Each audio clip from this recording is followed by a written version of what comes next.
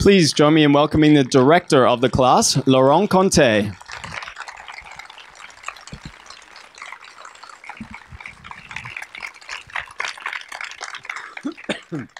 We would love to have your questions. So please, if you have a question, raise your hand. We've got some mics in the I would audience. prefer teacher not to speak. Shh, shh. Who has questions? Yes, there's a microphone for you. Hi. I was struck by something the first time I saw the film and then again tonight, and it's just based on my experience with our system here. Is that normal for there to be student reps in that sort of environment in the evaluation process? It seems so strange for us that you would have that. No, it really happens. I think it's after 68, May 68, the student get that, and it's quite important because, right, you don't see it really in the film, but the student who has something to say can ask his representative to say it. And I remember even in my son's school, each student was present when the teachers were speaking of him, and I think it's the reason why this kind of meeting happens. It's so that student can know what the teachers think about what he had done, you know. And so I think I was surprised because in all the countries I present the film, people ask me this question, and I didn't know it was a French specificity, but it really happens. Yeah. And do you think it's shocking, or do you think it's a problem, or? I think it's the question of confidentiality that seems strange to me, that I can see the role of the student representative, but that they can just be so free in discussing what was really spoken in confidence. So that seems kind of scary to me on all levels, and that the student who's spoken about could be revealed in front of his classmates and what was spoken about him. That seems kind of frightening to me. It's unusual. I really never asked this question before someone told me that it was strange. So, Yes, microphone's on its way. Hello, thank you so much. That was so amazing, and I'm very struck by it. Can you talk a little bit more about the casting process, how you approached all these children? Did it happen to be just the ones who were in the class, and then a little bit more too about working with them, and because they have no acting background, what language did you use with them in order to help them build these incredible characters? So first, I didn't make any real casting. I just opened this workshop in the school, and for the first time, I think we had 40 kids who came, and after a few sessions, those who were not really interested preferred to quit and went to play football or something else. And by the way, the 25 who are in the film are the 25 who stayed until the end of the year.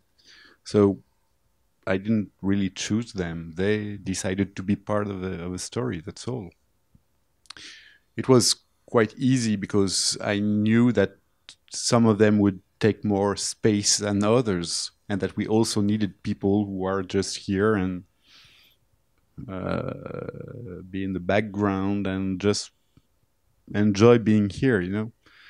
And so it was not very risky, because of the first time, on the first workshop, I met Esmeralda, I met Kumba, I met, the main characters were here and stayed. So I knew that I had this small group of very, very active characters. The others could be less active, and I didn't really needed that. Could you imagine a class with 25 Esmeralda? I don't think it would be possible. So, and then so the way we worked together, I don't know. Nobody had the feeling that we were really working. I was just telling them, so today we're going to try to make this situation, and they were improvising for 1 hour, and I just tried not to propose them scenes that are in the film. I proposed situations that could help me to enrich the characters or the script, but I didn't want them to rehearse really. And we did that on 1 or 2 scenes. And when I watch the film, I know they are not as good as they were on the first day, So it was just practicing, just trying to be efficient, just like a sportive, I said. Mm-hmm. And of course, I was filming everything, and when the sentence was said that I needed for the film, I would transform the script to get it in the script. And right, we spent hours like that, and it was funny because when I would watch what I filmed during the day, I just thought I would go to find one sentence that I remember someone had said, but I couldn't stop. And I was just watching them, and they were funny, they were interesting, and so I watched 2 hours every week. And that was the first sign for me that the process was the good one, And then during the shooting, they never read the script, by the way. They just had an idea of what the film would say, but I never told them the film will be about this and this and this. They just trust me, and I trust them, and François knew exactly what I was expecting from one scene. We spent hours speaking of each scene. I told him, I want this sentence to be said and this one. And after that, I would like you to make them say something like that. And so he knew everything about the scene. And he would try to lead them to say that.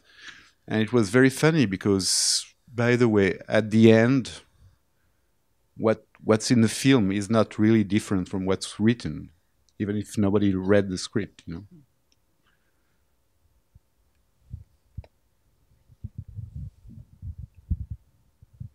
Questions? Yes, there's one up there. Microphone's on the way to you.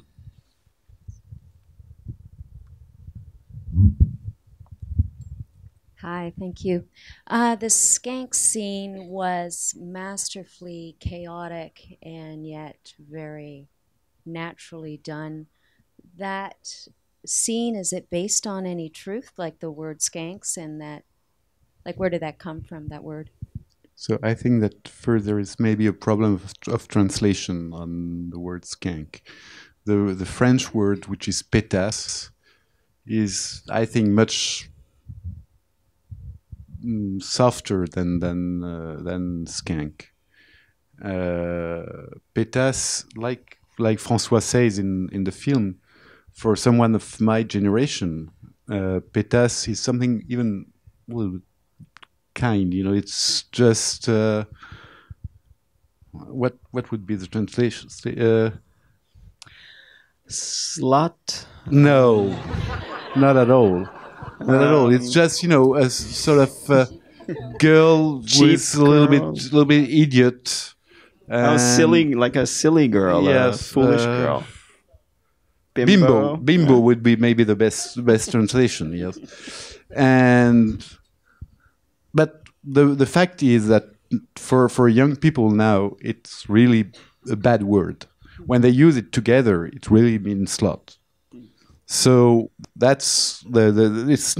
I think it's a real incomprehension between two generations and two way of speaking, and that was what interested me. This teacher is spending all his time trying to make them understand that using one word is not equivalent to using another one, and that they have to learn different level of language to be able to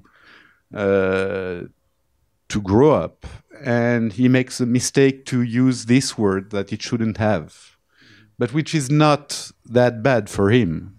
So there's something unjust in the way they treat him after that. So it was violent because for them it's a real bad word, insult. And when they read the script, or no, not read the script, but when I told them that they would be treated of pétasse, they really reacted very violently. And that's what we used in the scene. The other thing is that I think they are really great actors, and they did what I asked them to do. And we made this scene 10 times in a day, and they were as good in all the takes. So I think you really have to trust them, and yeah, they are doing the same work than an actor is doing. Did that scene come from Francois' book, or was that something that you added? Yeah, yeah, that was in Francois' book. Yes. So that happened to him. Exactly this way. Yes. In the book, it's something that happens, and there is no repercussion on the rest of right. They forgot it, and I was looking for something that could create the real fight, and I used this because the reaction in the book were very, very strong. And when we tried, when I spoke of that to them, I realized that it was really insulting for them, and that they would react very, very strongly. Yes, we have a question over here. Do we have a microphone for this lady? Thank you. Did Francois Bégodeau have any training as an actor ahead of time, or did you provide him with training to be a good actor? Because it seems incredible that he did all that without somebody telling him a bit how to be an actor. No, he is a natural actor, that's all. No, I was very surprised at the first time we met. And, he's right. I think that first, being a teacher is also being quite conscious of the image you give to your audience. So maybe that helps.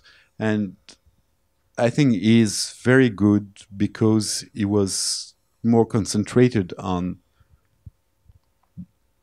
leading the scene more than thinking of what he looks like. So he was sent back to a professional behavior, just trying to catch the attention of the one you want to talk to and making him say what you are expecting him to say.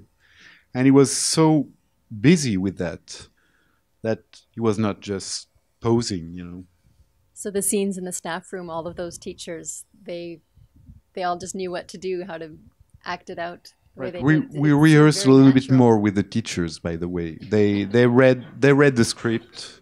They knew exactly what we were expecting. It doesn't mean that they just say what I wanted them to say. We rewrote the script together for some scenes, but we rehearsed a little bit more precisely with them. So a little bit of coaching in terms of the acting, I suppose. It just seems like, what are acting lessons for if everybody can do without them? It was not. No, we mostly spoke of the logic of a dialogue more than acting, and I think that when a situation is right, real, people are real too.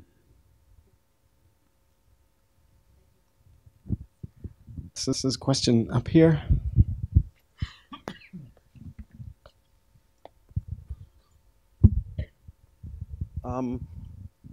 Either during or after the process, did Francois talk about how he was impacted?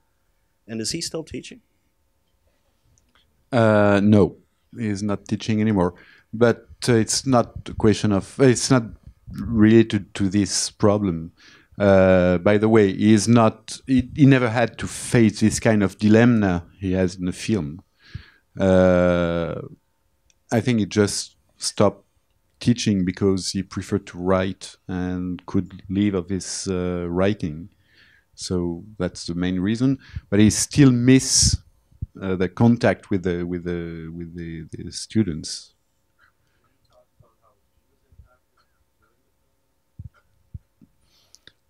Right. I think he was just like the others, acting. You know, it was not une remise en question, comme on dit. Didn't. Yes, it was a self-examination for him. He knew what the film was saying, and he was just enjoying the exercise because it was less important. It was less the consequences were less real than in real school, you know. And right, I don't think it was a real issue for him. Yes, in the middle here. We have a microphone for you. Yeah.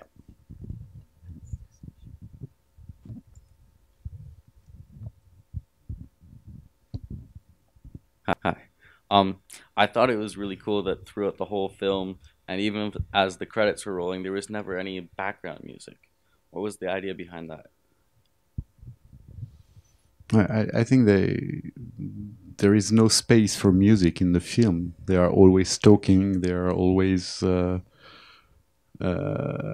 and I like this film was so real, so concrete that I don't even imagine that we could have add music. We once tried to add music on the very last scene when they are playing football. And right, we kept it one day in editing and then took it out. It was looking like an advertising for chewing gums, or I couldn't imagine that. And right, most of my film has no music except one, which is Time Out. And on Time Out, I felt the necessity of the music, and I have music on quite a big part of the film, and it makes very, very, very high. And it's not just a way to make things go, and the music is really assumed in the film. In this one, I really didn't need it. We have time for a couple more questions. Yes, there's one down the front here.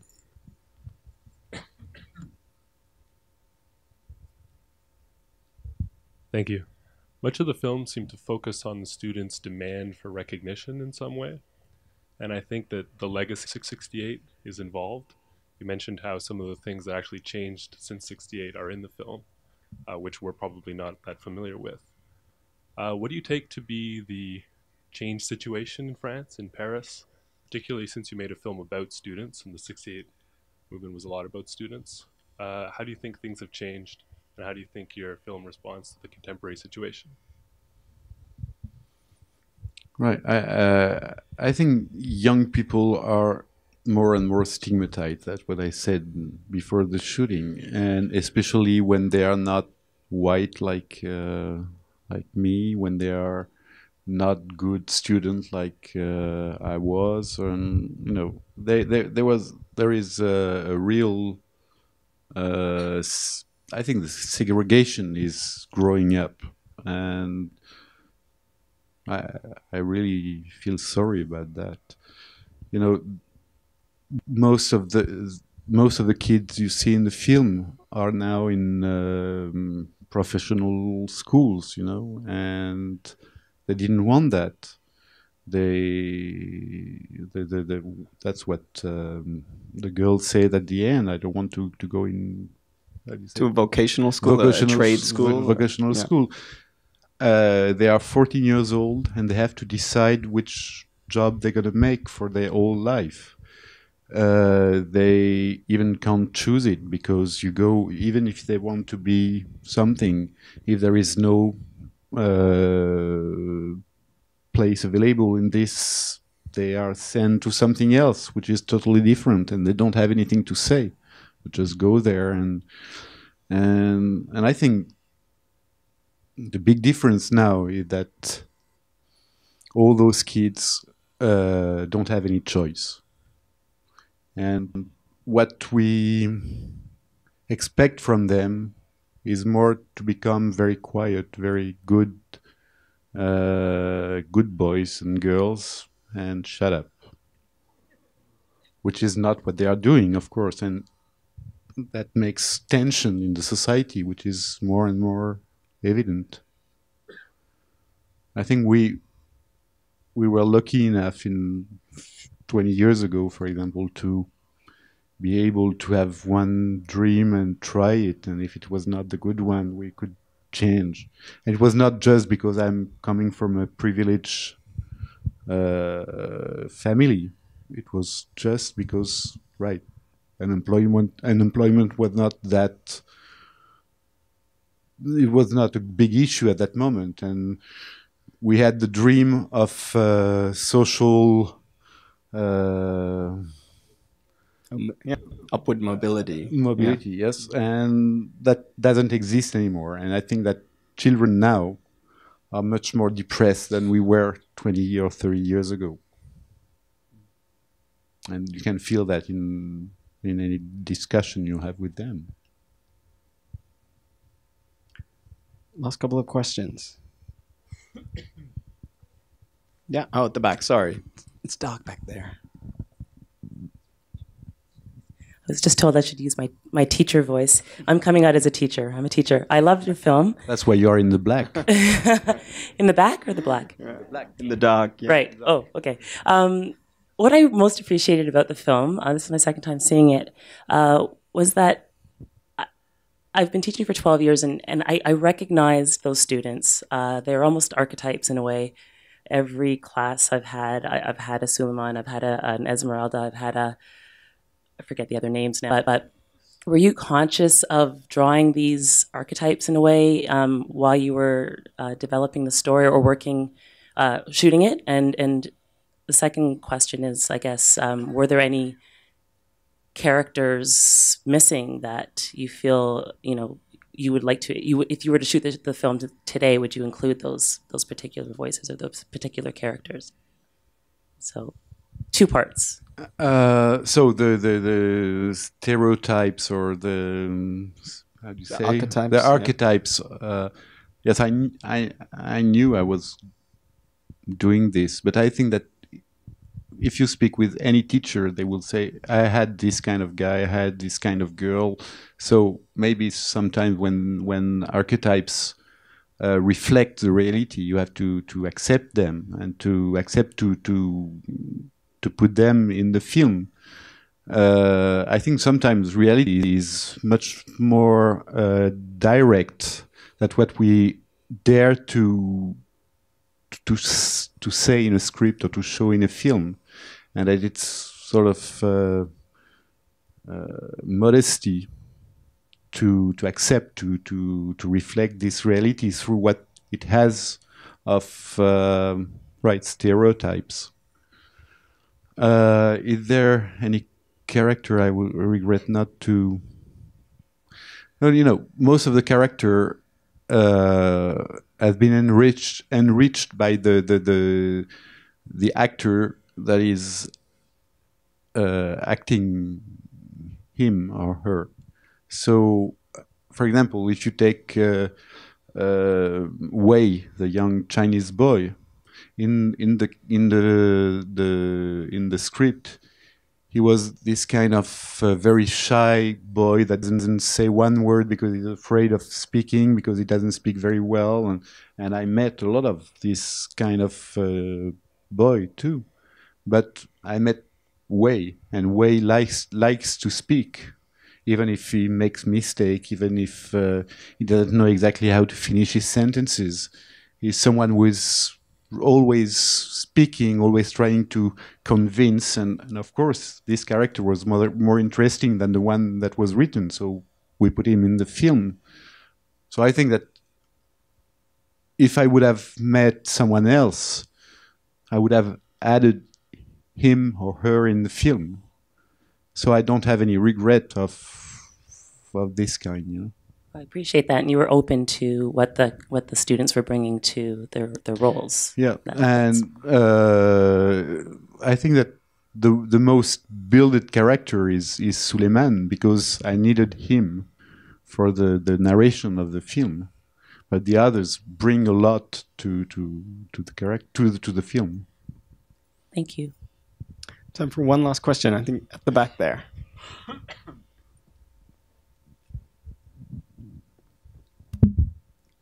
I was wondering about how you chose these styles, cinematography or editing.